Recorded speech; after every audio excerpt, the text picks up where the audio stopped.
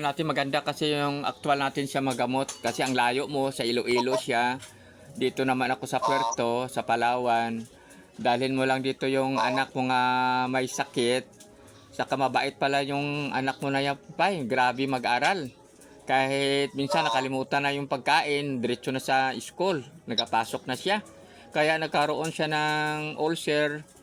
Kaya ganon. Kailangan talaga wag siya magpasok na walang laman yung tiyan niya. Kasi number 1 pa naman yung umagahan. Kailangan makakain siya. Pero yung ulcer yan na yan, sige dalhin mo lang dito kaya ako na lang tulungan natin yan. Tapos sabihin mo sa kanya yung channel ko, panoorin niya para marami din siyang mapanood na natulungan natin. At kung ano yung mga pagkain na bawal, at saka yung mga hindi dapat kainin, at saka yung pwedeng kainin, i-send ko sa kanya mamaya sa messenger niya. Apay. Tapos pa yung isa pang dadalhin mo, ano magsabay na yan sila? Sabay sila. Oo, okay, para matulungan natin yan, yung mga sakit nila kasi kailangan kasi actual ko silang magamot. Dali mo na lang dito sa Palawan, kay sa Iloilo man na, kay layo man. Sila sa Juan, ara dira sa Sangkakon Vilas, ara dira sa Koyo. Oo. Ara sa Oo.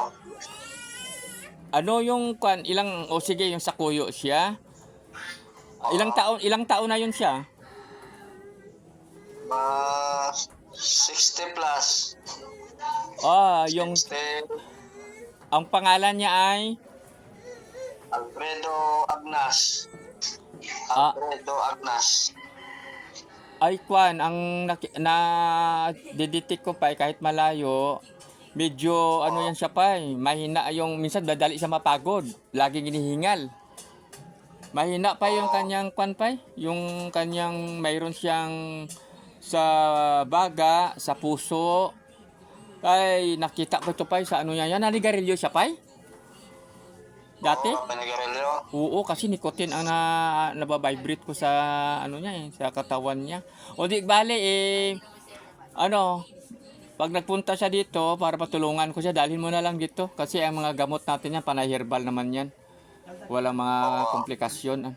Marami akong tinulungan yan. O sige, dali mo isabay mo na lang yan si ano mo para dito ko siya magagamot. Ano yung linggo dito na kayo?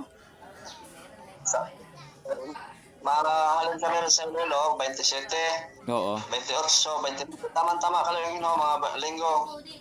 O sige pa, salamat pa ya. Hintayin ko kayo dito. Pay,